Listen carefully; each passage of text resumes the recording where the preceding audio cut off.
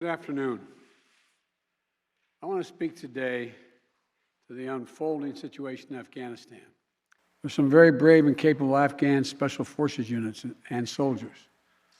But if Afghanistan is unable to mount any real resistance to the Taliban now, there is no chance that 1 year, 1 more year, 5 more years, or 20 more years of U.S. military boots on the ground would have made any difference. We never gave up the hunt for Osama bin Laden, and we got him. So I'm left again to ask of those who argue that we should stay, how many more generations of America's daughters and sons would you have me send to fight Afghanistan's civil war when Afghan troops will not? How many more lives, American lives, is it worth? How many endless rows of headstones at Arlington National Cemetery? I'm clear on my answer. I will not repeat the mistakes we've made in the past.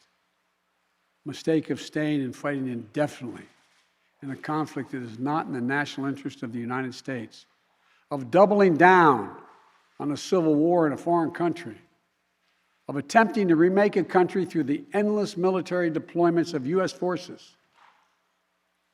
Those are the mistakes we cannot continue to repeat because we have significant vital interest in the world that we cannot afford to ignore. That's why I opposed the surge when it was proposed in 2009 when I was vice president. We will continue to support the Afghan people. We will lead with our diplomacy, our international influence, and our humanitarian aid. We'll continue to push for regional diplomacy and engagement to prevent violence and instability. We'll continue to speak out for the basic rights of the Afghan people, of women and girls, just as we speak out all over the world. I've been clear, the human rights must be the center of our foreign policy, not the periphery. But the way to do it is not through endless military deployments. It's with our diplomacy, our economic tools, and rallying the world to join us. In Afghanistan, we've developed counterterrorism over-the-horizon capability. I also want to acknowledge how painful this is to so many of us.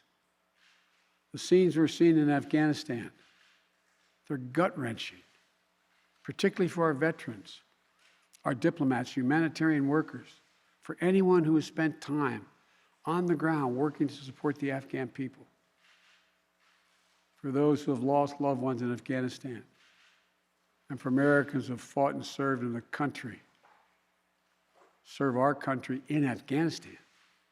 This is deeply, deeply personal. We were clear-eyed about the risks. We planned for every contingency, but I always promised the American people that I will be straight with you. Mr. President, one question, if we may. Mr. President, do you still no regrets, sir? President, how can you take no questions on this? Mr. President, how can you take no... Afghanistan political leaders gave up and fled the country. American troops are performing this mission as professionally and as effectively as they always do, but it is not without risks.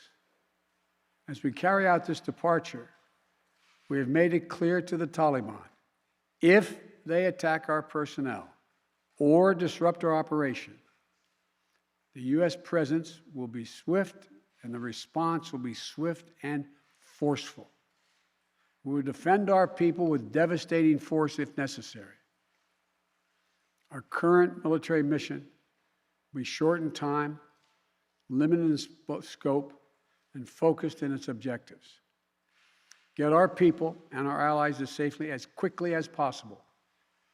And once we have completed this mission, we will conclude our military withdrawal. We will end America's longest war after 20 long years of bloodshed. The events we're seeing now are sadly proof that no amount of military force would ever deliver a stable, united, secure Afghanistan, as known in history as the graveyard of empires.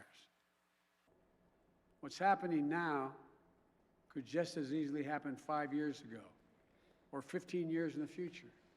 I'm now the fourth American president to preside over war in Afghanistan. 2 Democrats and 2 Republicans. I will not pass this responsibility on to a 5th president. I will not mislead the American people by claiming that just a little more time in Afghanistan will make all the difference. Nor will I shrink from my share of responsibility for where we are today and how we must move forward from here. I am President of the United States of America, and the buck stops with me. I'm deeply saddened by the facts we now face, but I do not regret my decision to end America's warfighting in Afghanistan and maintain a laser focus on our counterterrorism missions there and other parts of the world. Our mission to degrade the terrorist threat of al-Qaeda in Afghanistan and kill Osama bin Laden was a success. I made a commitment to the American people when I ran for president that I would bring America's military involvement in Afghanistan to an end. While it's been hard and messy, and yes, far from perfect, I've honored that commitment. More importantly, I made a commitment to the brave men and women who serve this nation that I wasn't going to ask them to continue to risk their lives in a military action that should have ended long ago. Our leaders did that in Vietnam when I got here as a young man. I will not do it in Afghanistan. I know my decision will be criticized, but I would rather take all that criticism than pass this decision on to another president of the United States, yet another one, a 5th one, because it's the right one, it's the right decision for our people, the right one for our brave service members who risk their lives serving our nation, and it's the right one for America. Thank you. May God protect our troops, our diplomats, and all brave Americans serving in harm's way.